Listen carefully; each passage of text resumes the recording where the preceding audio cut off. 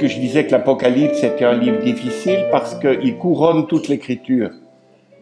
Et donc, il fait allusion à tant de pages de l'Écriture. Donc, pour comprendre l'Apocalypse, c'est comme si vous voulez l'Everest, il faut commencer par gravir des collines pour se faire les muscles.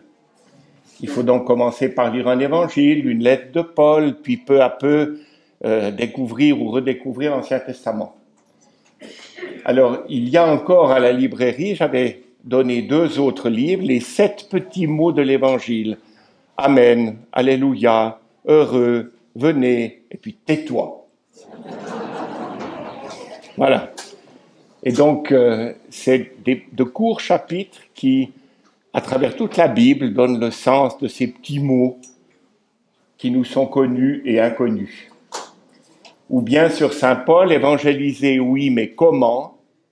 C'est un commentaire tout simple de la première lettre aux Thessaloniciens, la première des lettres de Paul, le premier document du christianisme qui nous dit pourquoi ça a réussi.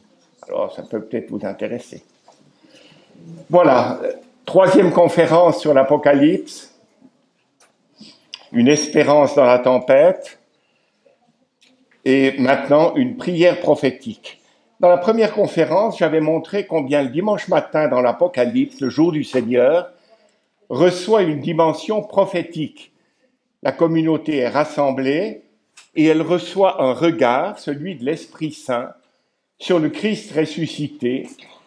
Et Jean est emmené par l'Esprit devant le trône de Dieu au ciel et devant l'agneau pascal. Et il comprend qu'il n'y aura pas d'autre boussole pour jauger la vie du monde et de l'Église que l'agneau pascal. C'est ainsi qu'il est rendu apte aussi à discerner la fin de Babylone, la grande prostituée, qui représente un peu les pouvoirs autoritaires impies et divinisés. Elle est tombée, Babylone la grande.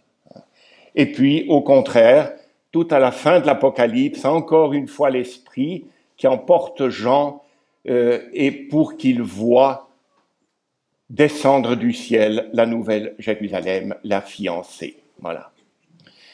Dans la seconde conférence, hier, j'avais souligné combien la réception de la parole de Dieu est risquée, difficile à l'intérieur de l'Église, on va le voir encore tout à l'heure, mais aussi au dehors, auprès des puissants et des tordus, parce qu'il y a des tordus dans le monde, ça ne vous a pas échappé. Une Église attaquée sous la forme des 2 témoins, parfois mis à mort, et pourtant protégée, pas forcément en évitant la mort, mais en disant aux martyrs, montez auprès de Dieu. Votre mort et vos assassinats ne sont pas le dernier mot. Et ensuite, toujours des échappées d'espérance, l'Église sous la figure de la femme, poursuivie au désert par le dragon. Il lui fut donné les 2 ailes du grand aigle pour l'amener vers Dieu. La femme attaquée et protégée. Et puis encore un cri d'espérance, c'est l'Église sous la figure des 144 000 sur le mont Sion, qui écoutent le chant du ciel, semblable à une voix forte et en même temps au chant de la cithare. Et personne d'autre ne peut apprendre ce chant que ceux qui portent le signe de l'agneau. Voilà. Dans la 3e conférence, maintenant, je voudrais souligner la dimension prophétique toujours. Le prophète, c'est pas une Madame Soleil qui vous dit ce qui va arriver demain et après-demain. Le prophète, c'est quelqu'un qui a les yeux tellement tournés vers les moments fondateurs de la révélation. Le don de la loi au Sinaï, le message des prophètes, Jésus, sa mort, sa résurrection. Le prophète, l'ancien nom dans l'Ancien Testament, c'était le voyant. Le prophète est un grand lucide et qui peut donc dire au milieu du monde et de l'Église, là, c'est un sens unique et là, au contraire, c'est porteur d'avenir. Mais on n'aime pas les prophètes. et on les a toujours mis à mort, plutôt que de les écouter. Alors la dimension prophétique de la prière dans le livre de l'Apocalypse, parce que par la prière, la communauté réunie le jour du Seigneur entre en communion avec lui et reçoit une ferme espérance, c'est ce que le frère Olivier de Saint-Martin développait tout à l'heure, en pleine crise, une ferme espérance, une orientation, un soutien, une réorientation. En aucune manière une fuite du monde. Notre prière n'est pas une fuite du monde ou une échappée des engagements qu'on attend de nous. Tout au contraire, cette prière est dans ce sens pleine de futur. Elle est pleine de clairvoyance au service d'une espérance. Une espérance dans un contexte très réaliste et souvent dramatique. On me dit souvent, la Bible, mon père, il y a des batailles, il y a du péché, il y a des trahisons, j'aime pas ça. Je dis, ah bon? Quand vous regardez les infos, il y en a qui regardent ça 2-3 heures par jour et les chaînes continuent. Et on n'arrête pas de vous montrer les guerres et les catastrophes et les trahisons et tout le reste. Puis vous me dites, j'ai plus le moral. Je dis, je comprends. Alors si de temps en temps, on s'expose à une autre parole qui, au cœur de ce monde blessé, le nôtre, et de nos cœurs et de nos vies blessés, les nôtres, tout à coup une parole vraie et une parole de consolation et qui nous permet d'aller vers un futur qui est redonné et de mieux vivre notre présent. Alors je vais partir de la vision inaugurale, c'est le début de l'Apocalypse, après les premiers versets d'introduction. Ça serait en somme le pôle contemplatif. Jean est en présence du ressuscité. Et après je soulignerai dans le septénaire des lettres aux 7 églises une ou deux perspectives. Et surtout, je vais souligner la portée des cantiques de l'Apocalypse qui font partie aujourd'hui de la prière de l'Église dans la liturgie des heures, je l'évoquais hier, les mardis, jeudis, vendredis et dimanches du temps ordinaire au vêpres. Et nous terminerons par la contemplation de la Jérusalem nouvelle, le sommet du livre et le sommet de la révélation, Dieu avec nous. Donc la prière, pour nous, est porteuse d'un futur à la fois proche et toujours ouvert sur la pleine réalisation de ce qui a commencé avec la résurrection de Jésus. J'aime beaucoup ce passage de la lettre aux Hébreux qui dit « Nous ne voyons pas encore que tout lui soit soumis au Christ victorieux. » Mais ça a commencé le jour de Pâques. Et ça a commencé et ça continue chez tous ceux qui accueillent l'Évangile. Alors la vision inaugurale. Le jour du Seigneur, Jean est saisi par l'Esprit du Seigneur. Il entend derrière lui une voix forte. Ceux qui étaient là hier, la voix forte, attention, révélation, semblable au son d'une trompette. Alors pourquoi une trompette? Au Sinaï, on nous disait quand le Seigneur a donné les paroles que c'était comme un son de trompette. Et quand est-ce que à Jérusalem les Juifs sonnent du corps pour l'ouverture du Shabbat, du sabbat par exemple. Et puis dans le livre de Josué, on sonne de la trompette aussi pour partir au combat, la guerre sacrée. Voilà, les deux expressions, la voix forte et la trompette, renvoient au Sinaï, à cette scène de la révélation fondatrice de l'expérience spirituelle d'Israël. Et quelle est cette révélation pour l'Église? La présence de son Seigneur. Jean voit, circulant au milieu de 7 chandeliers d'or, comme un fils d'homme en gloire. Où est-ce qu'il y a des chandeliers? Vous en avez vu tout à l'heure. C'est sur l'autel.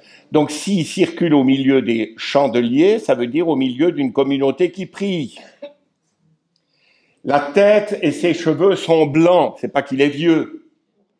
Si Dieu a les cheveux blancs, c'est la couleur de la divinité, et son trône est blanc. Et le cheval du premier cavalier dans l'Apocalypse est blanc, voilà.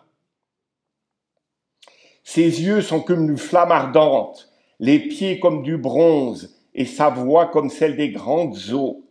toutes ces caractéristiques visent à donner le sentiment d'une présence glorieuse, le Christ ressuscité. Plusieurs traits viennent de la vision de Daniel au chapitre 7. Le livre de Daniel au IIe siècle avant Jésus-Christ est écrit en pleine persécution des Juifs qui sont soumis à la pression de l'hellénisme.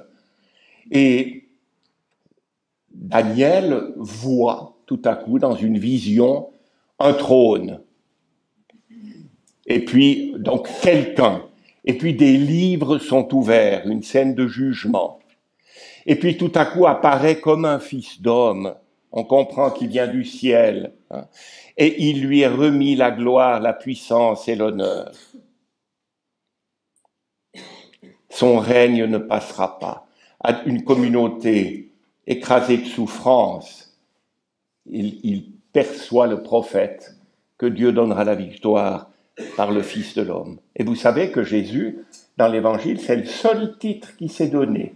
Messie, c'était beaucoup trop dangereux, vu ce qu'on attendait du Messie. Roi, il dira, c'est toi qui l'as dit. Mais le Fils de l'homme, c'était pratiquement pas mis en rapport avec le Messie. Alors Jésus emploie le Fils de l'homme. Mais qu'est-ce qu'il dit? Qu'il est en gloire? Non, non. Il dit le Fils de l'homme n'a même pas une pierre où reposer sa tête. Le Fils de l'homme monte à Jérusalem pour souffrir et mourir. Mais il en parle parfois au futur. Celui qui se déclarera pour moi devant les hommes, le Fils de l'homme quand il viendra, voilà. Jésus est bien ce Fils de l'homme promis, mais il va commencer par la dimension d'humilité et de souffrance avant de déboucher dans la lumière de la résurrection. Eh bien, Jean entrevoit le Christ en s'inspirant de ce chapitre 7 de l'Apocalypse, du livre de Daniel, pour nous en parler. Les traits que je viens d'évoquer, les yeux comme une flamme ardente, les cheveux blancs, tout ça, plusieurs traits viennent de cette vision, mais ils étaient alors ceux de Dieu et qui sont reportés maintenant sur le Fils de l'homme, et on comprend qu'il s'agit du ressuscité. Donc les chandeliers évoquent la liturgie, la communauté en prière, le Christ la visite. Et s'y ajoute l'image des étoiles. Dans la main droite du Christ, il y a 7 étoiles. Le Christ donne l'explication. Les 7 étoiles sont les anges des 7 églises. Chaque église a comme son ange gardien ou son ambassadeur auprès du Seigneur. Les 7 chandeliers sont les 7 églises, chacune représentée par son ange.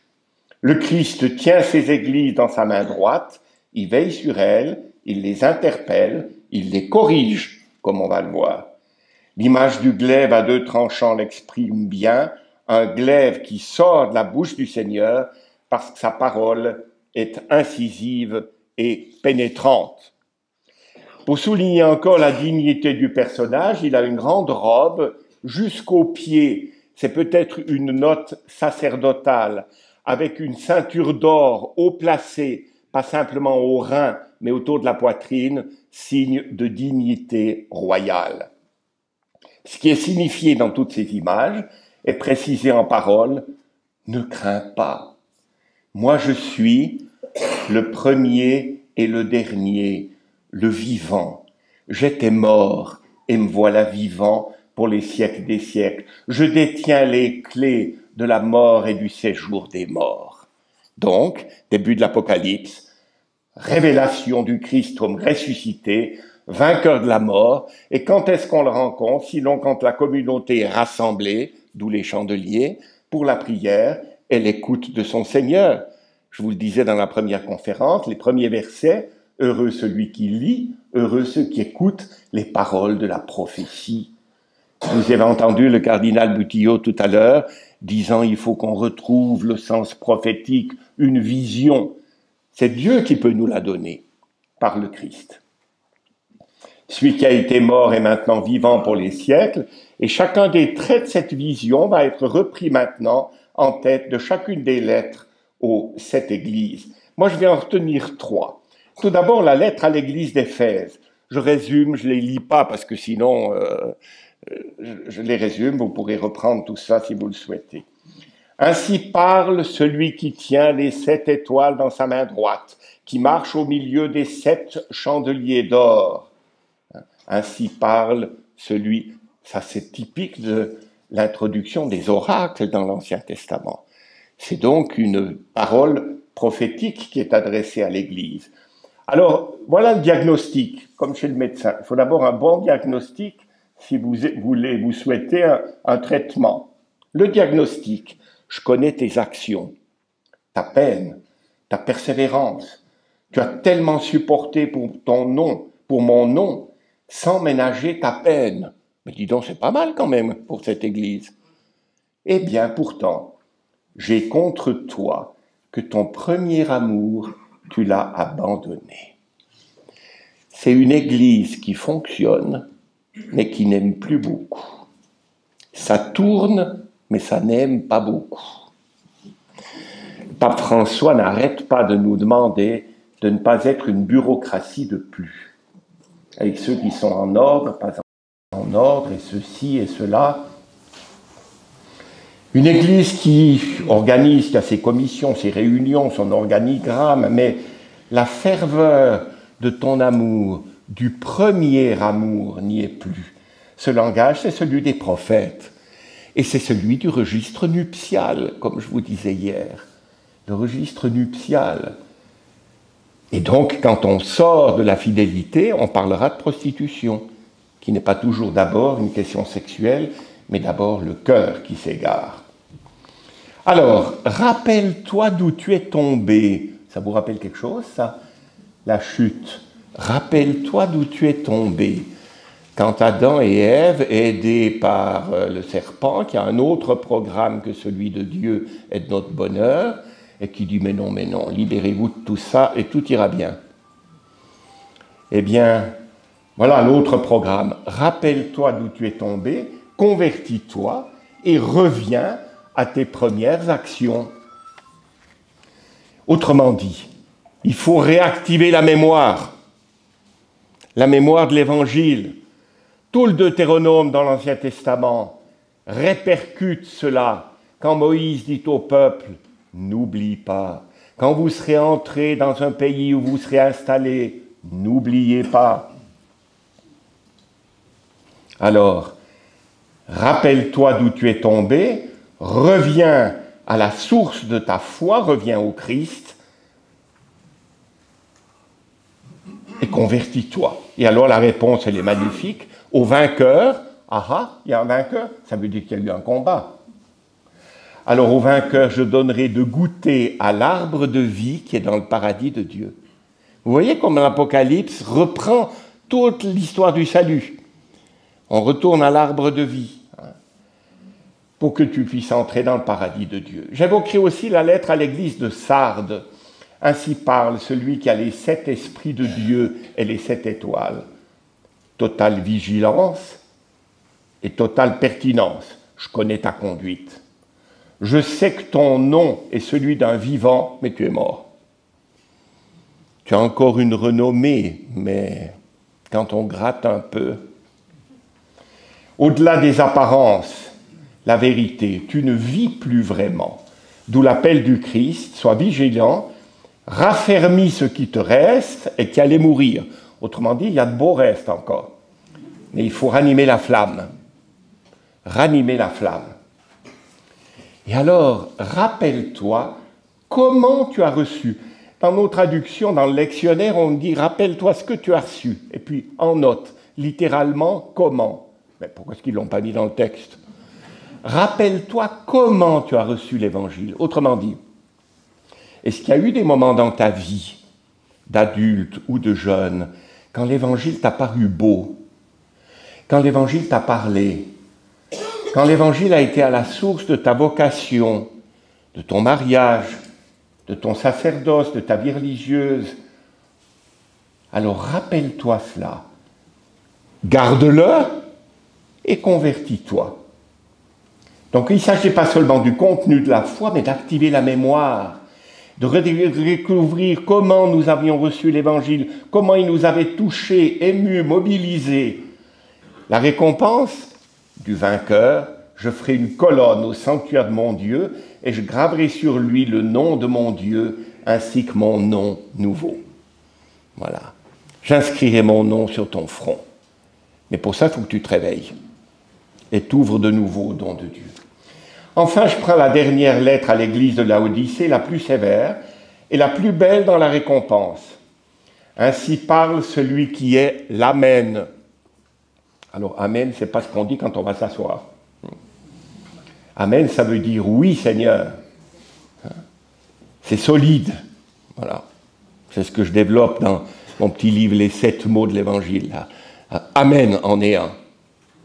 Ainsi parle celui qui est l'Amen, le témoin fidèle et vrai, le principe de la création de Dieu.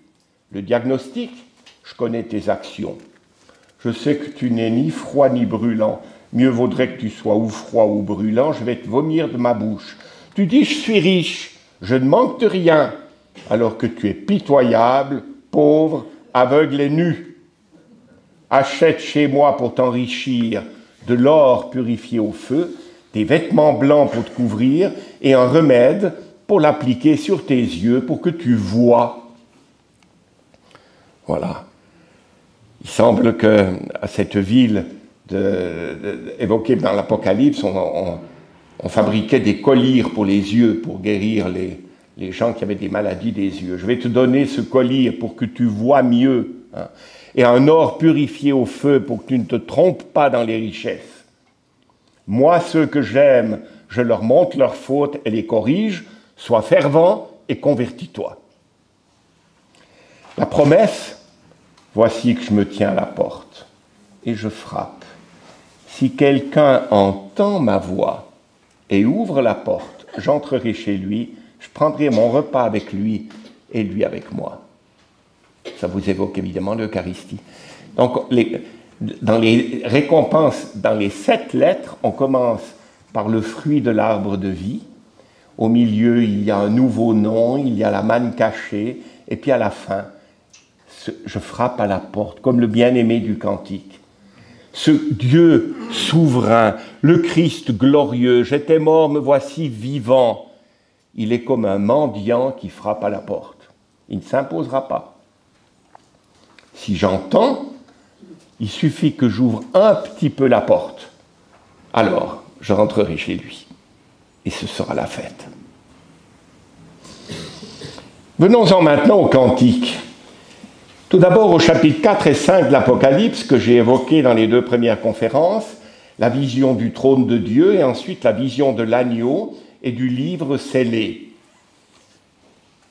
Les 4 vivants rendent hommage à Dieu, gloire, honneur et action de grâce, et les 24 anciens se prosternent et jettent leur couronne devant son trône, invitant les puissants de ce monde à faire la même chose, pour reconnaître la souveraineté de Dieu plutôt que de venir s'installer sur son trône et ensuite d'empêcher ceux qui croient en Dieu de se manifester.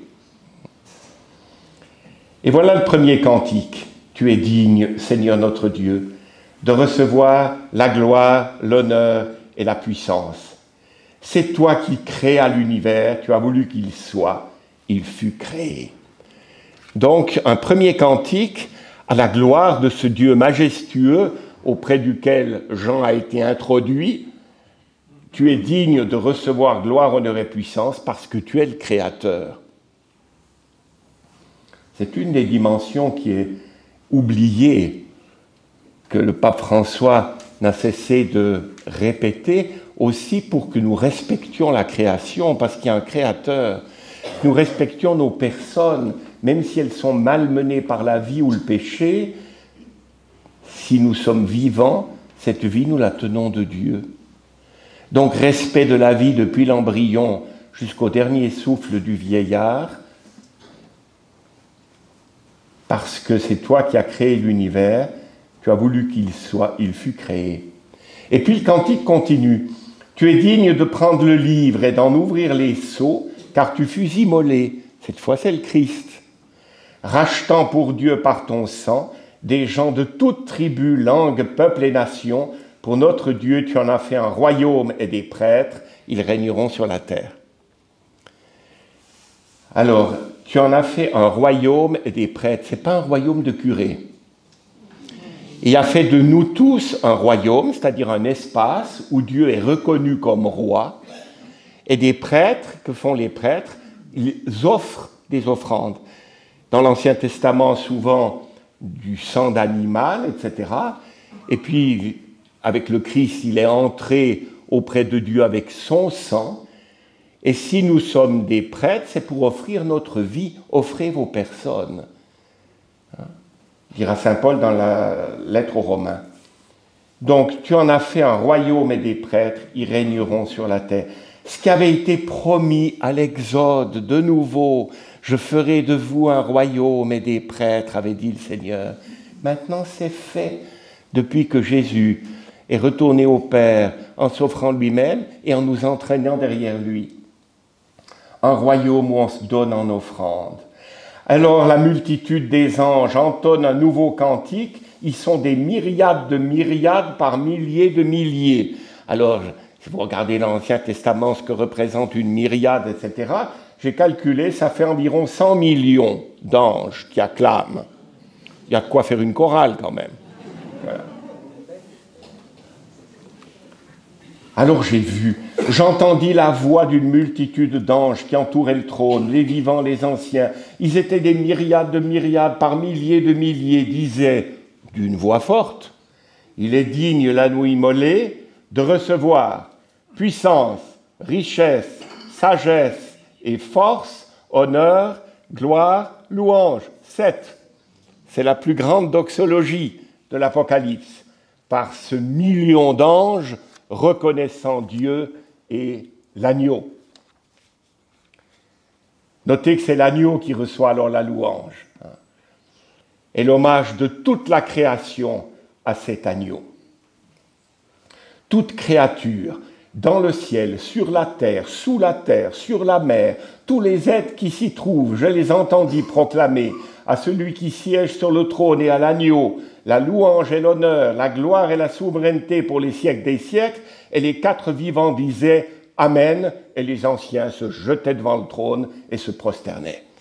L'hommage rendu à l'agneau pascal, comme au Dieu souverain et créateur, à lui la gloire et la souveraineté, et à personne d'autre.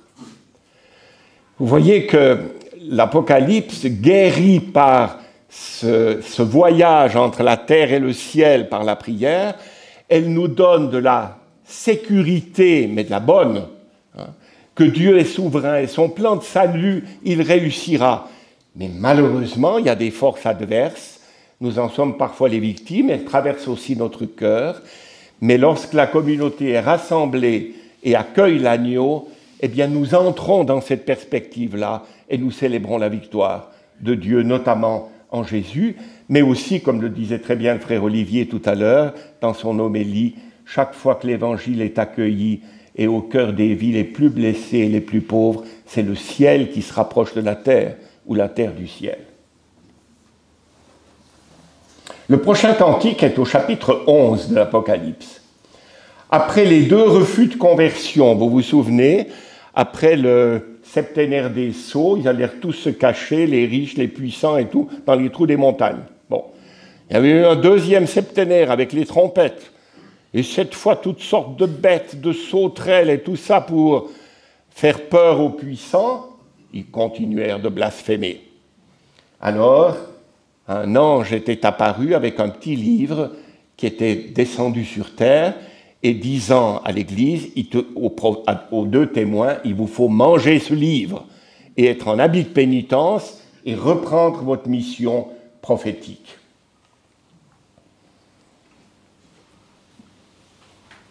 Mais les témoins sont mis à mort, leurs cadavres restent sans sépulture, la foule applaudit et se réjouit dans une fête macabre. Et on entend alors une voix dire « Montez ici » et il y eut un grand tremblement de terre. On n'est pas en météo, je vous répète. Quand il y a la voix forte et le tremblement de terre, ça veut dire Dieu nous dit quelque chose d'essentiel. Ces hommes sont morts, on ne veut même pas les enterrer, on se réjouit de les avoir illuminés. Mais Dieu dit « Montez près de moi ». Et il y a un tremblement de terre. À la 7e trompette au ciel, des voix fortes, signe de révélation, qui disaient Alors voilà. Il est advenu sur le monde le règne de notre Seigneur et de son Christ. C'est un règne pour les siècles des siècles. Ça me frappe quand même. Les témoins sont mis à mort. On empêche de les enterrer. Tout le monde applaudit, on les a éliminés. Et voilà qu'au ciel, on entend une grande voix qui dit « Le règne de Dieu est advenu ». Et oui, on a pu tuer les martyrs ou les prophètes, on n'a pas éteint leur voix. On n'a pas éteint leur voix. Et le sang des martyrs, semence pour l'Église, semence de chrétiens, c'est encore comme ça. Les 24 anciens qui siègent sur leur trône en présence de Dieu se jettent face contre terre, se prosternèrent devant Dieu en disant « À toi, nous rendons grâce, Seigneur Dieu, souverain de l'univers, toi qui es, toi qui étais dans l'Apocalypse, partout, et toi qui viens. Mais comme on est au ciel, il ne met plus toi qui viens, toi qui es, toi qui étais. Tu as saisi ta grande puissance, tu as pris possession de ton règne. Les nations s'étaient mises en colère, alors ta colère est venue, et le temps du jugement pour les morts, le temps de récompenser tes serviteurs, les prophètes et les saints, ceux qui craignent ton nom, les petits et les grands, le temps de détruire ceux qui détruisent la terre. Et oui, il y aura un jugement, mais pour ceux qui sont obstinés dans le mal et tous les autres, et même ceux-là, s'ils se convertissent, eh bien, la miséricorde de Dieu peut faire des merveilles, mais pas sans renoncer au mal et reconnaître le mal qu'ils ont fait ou que nous avons fait. Il est advenu ton règne alors qu'on vient de mettre à mort les témoins. Malgré la colère des nations, on n'arrête pas l'évangile. Les témoins entrent au ciel pour être associés à la vie de Dieu, à la victoire du Christ. Et au ciel, le règne de Dieu est entrevu victorieux. Contrepoids impressionnant de ce que vit la petite communauté malmenée sur la terre au temps de l'Apocalypse, le temps de récompenser tes serviteurs, les prophètes et les saints, les petits et les grands, c'est ce que la communauté rassemblée pour la prière le jour du Seigneur entrevoit, reçoit, se réjouit et peut chanter l'Alléluia.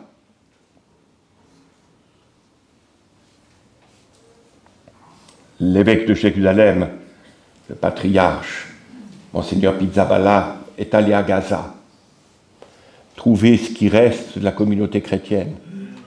Ils étaient peut-être 200 ou quelque chose comme ça, je crois qu'ils ne sont plus que 50 ou 60. Quand il est revenu de là bouleversé, il a dit « Vous aurez de la peine à me croire, ils ne se sont même pas plaints. Ils m'ont dit « Nous voulons rester pour célébrer le Christ au milieu de ce drame et en vivre. » Voilà. Prochain cantique au chapitre 12, la femme au désert, poursuivie et protégée, qui représente l'Église.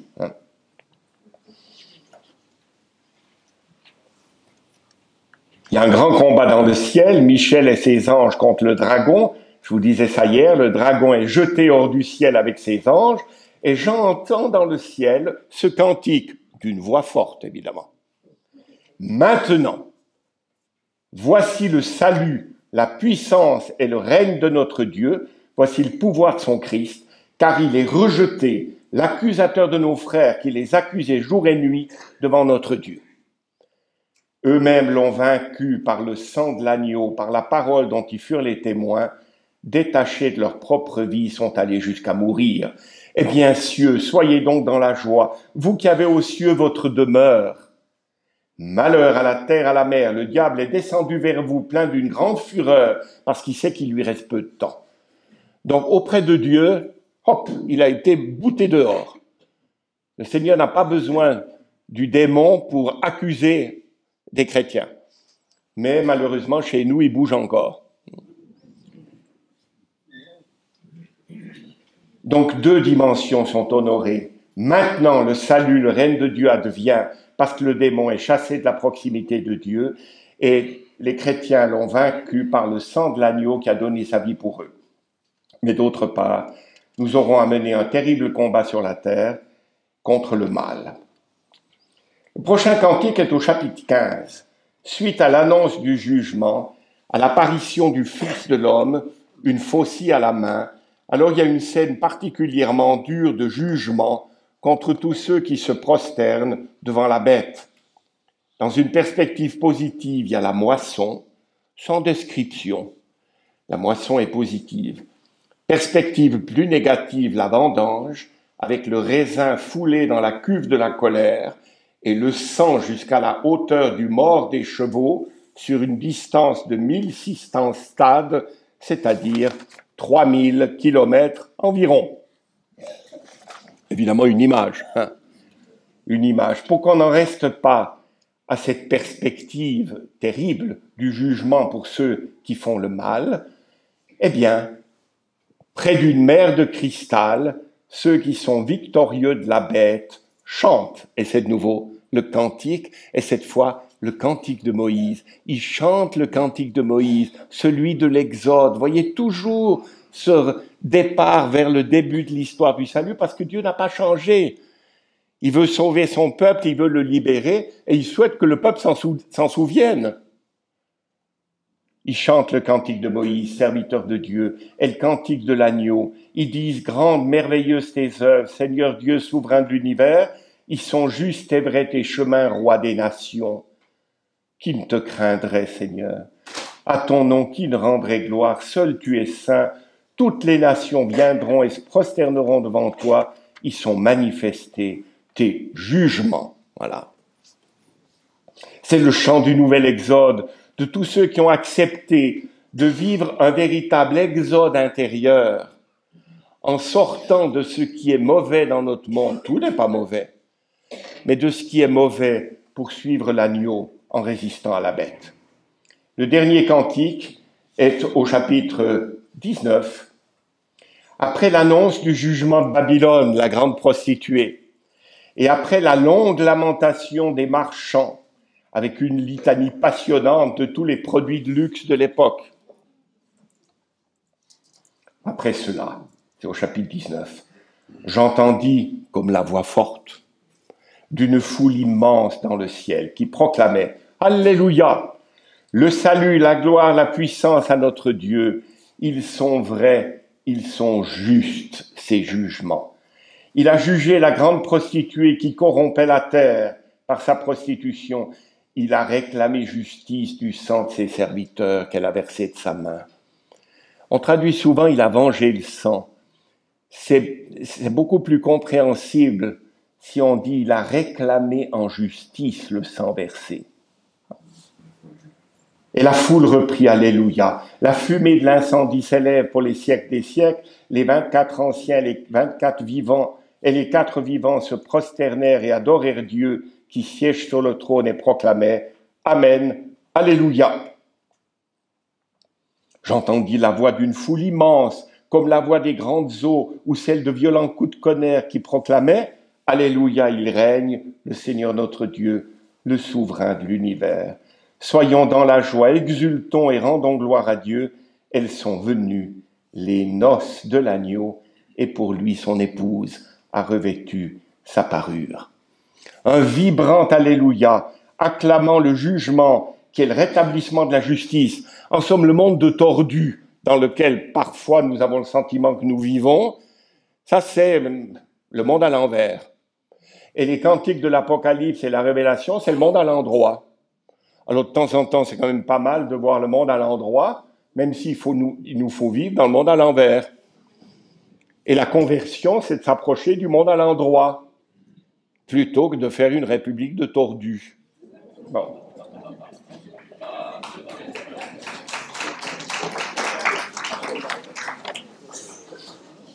Les noces de l'agneau, c'est le couronnement d'une relation juste et festive entre Dieu et tous les peuples. Alors, et je termine, la vision glorieuse de la Jérusalem nouvelle, un ciel nouveau, une terre nouvelle, de mer, il n'y en aura plus. On lit ça en été quand les gens veulent partir à la plage. Ben, parce que pour le monde sémitique, la mer est le lieu dangereux, où il y a le monstre, les monstres, voilà. Le dragon, eh bien de mer, il n'y en aura plus. Le lieu du danger a disparu. la ville sainte descend du ciel, on ne nous dit pas où elle a atterri, comme une épouse prête pour les noces. Et à ce moment-là, une voix forte vient du trône. Voici la demeure de Dieu avec les hommes, il demeurera avec eux, ils seront ses peuples. Dans Jérémie, dans l'Ancien Testament, je serai leur Dieu, ils seront mon peuple.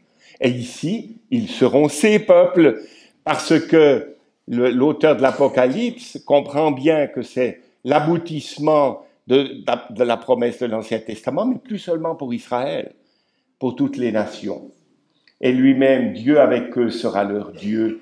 Il essuiera toute larme de leurs yeux et la mort ne sera plus. Il n'y aura plus de deuil, ni cri, ni douleur. Ce qui était en premier s'en est allé. Voici que je fais toutes choses nouvelles. Et il me dit, c'est fait. Je suis l'alpha et l'oméga, le commencement et la fin. À celui qui a soif, je donnerai l'eau de la source de vie gratuitement. Tel sera l'héritage du vainqueur. Je serai son Dieu et lui sera mon fils ou ma fille. Enfin, depuis toujours, Dieu ne règne que d'une chose, c'est qu'il soit Dieu pour nous et que nous soyons ses fils et ses filles. Et ensuite, un ange lui montre la femme, l'épouse de l'agneau, depuis une haute montagne. Elle avait en elle la gloire de Dieu, son éclat était celui d'une pierre précieuse comme le jaspe cristallin. Et alors, cette Jérusalem nouvelle qui descend du ciel, elle est grande. Elle a de hautes murailles avec 12 portes. Alors ça, si vous faites une ville fortifiée habituellement, on fait beaucoup de murs et très peu de portes. Et voilà une Jérusalem nouvelle qui a 12 portes au nom d'une des 12 tribus. On entre dans cette ville par l'héritage d'Israël. Mais les murailles sont bâties sur des fondements qui portent le nom des 12 apôtres. L'Église fondée sur les apôtres. 3 portes sur chaque côté. Elle a la forme d'un carré de 12 000 stades. Ça fait 2200 kilomètres de chaque côté. C'est pas mal, hein? Vous voyez que tous ces chiffres sont symboliques pour nous donner une ville parfaite, carrée, immense. Ces murailles, 144 coudées, ça vous dit rien. Ça fait 65 mètres de haut. Et tout en pierre précieuse. Les portes, elles restent ouvertes jour et nuit pour que les nations puissent y apporter leurs trésors. C'est vraiment la Jérusalem nouvelle. C'est vraiment la Jérusalem nouvelle. Non pas celle qui doit se protéger, mais celle qui permet aux nations d'être accueillies. Pas de sanctuaire. Ça, pour quelqu'un de l'Antiquité, d'avoir une ville sans temple, c'est à peu près aussi étrange qu'un village de France sans son église. Autrefois. Pas de sanctuaire. Le Seigneur est son sanctuaire et l'agneau. Et la gloire de Dieu l'illumine. Son luminaire, c'est l'agneau. C'est l'agneau, voilà. Et le dernier chapitre, chapitre 22, un fleuve jaillit du trône au milieu de la place de la ville et un arbre de vie donne du fruit 12 fois chaque mois. Le trône de Dieu et de l'agneau au milieu de la ville, le jardin au milieu de la ville, c'est enfin la réconciliation de ce qui dans la Genèse est séparé parce que l'arbre de vie était au jardin et Babel, c'était la cité orgueilleuse qui monte jusqu'au ciel. Eh bien maintenant, le jardin est dans la ville, l'agneau est sa lumière, les portes sont grandes ouvertes et les nations vont être accueillies. C'est le résumé et l'aboutissement de toute l'histoire du salut. Réconciliation de l'histoire humaine en communion enfin avec son Dieu parce que l'agneau rayonne sur le monde. Je vous remercie.